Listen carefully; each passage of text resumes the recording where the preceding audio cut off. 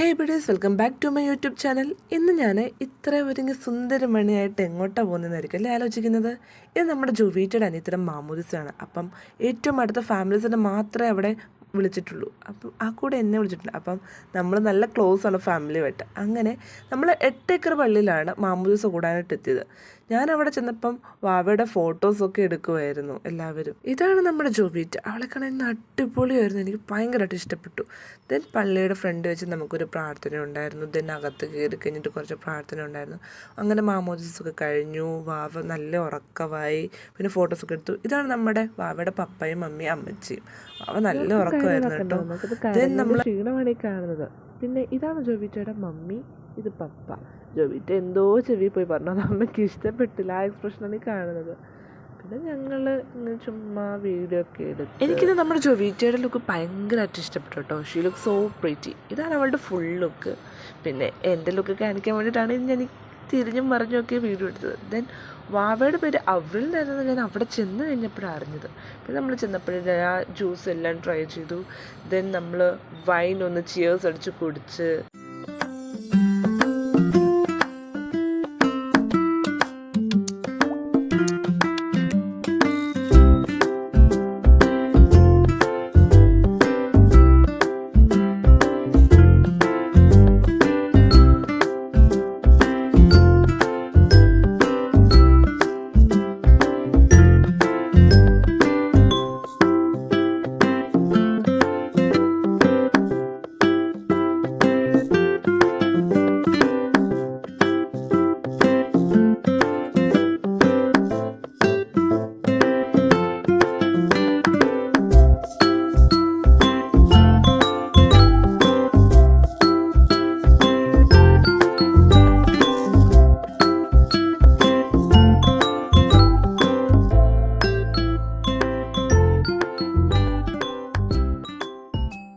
പിന്നെ വാവയ്ക്ക് കുറേ ഗിഫ്റ്റൊക്കെ കിട്ടി.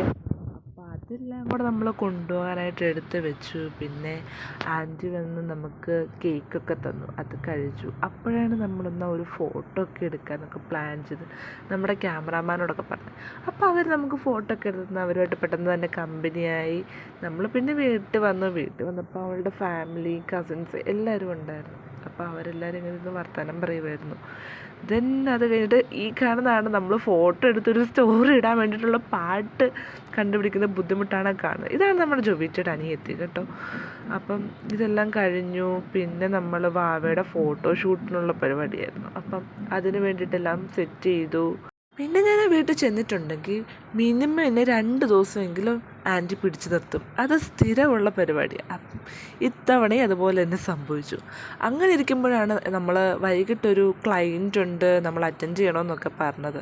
അപ്പം ഒരു റിസപ്ഷൻ വർക്കായിരുന്നു, അതിന് വേണ്ടിയിട്ടായിരുന്നു. അപ്പം നമ്മൾ അവരെ വെയിറ്റ് ചെയ്ത് ഇങ്ങനെ ഇരിക്കുമായിരുന്നു.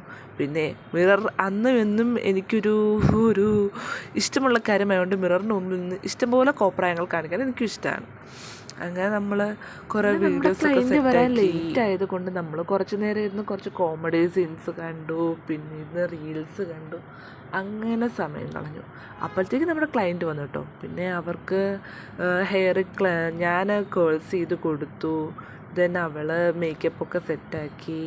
ദെൻ നമ്മുടെ ബ്രൈഡിൻ്റെ സിസ്റ്റർ കൂടെ ഉണ്ടായിരുന്നു. അപ്പോൾ ആൾക്ക് ഞാൻ ജസ്റ്റ് ടോങ്സ് ചെയ്ത് കൊടുത്തു. ആൻറ്റി വന്ന് സ്റ്റൈല് ചെയ്തു. ദെൻ വർക്ക് കഴിഞ്ഞിട്ട് ക്ഷീണത്തിൽ നമ്മൾ എല്ലാവരും ഇങ്ങനെ ഇരിക്കുമായിരുന്നു. അപ്പോൾ ഇത്രേ ഉള്ളൂ ഗൈസ് നമ്മുടെ ഇന്നത്തെ vlog. Tata, bye bye, see you in next video.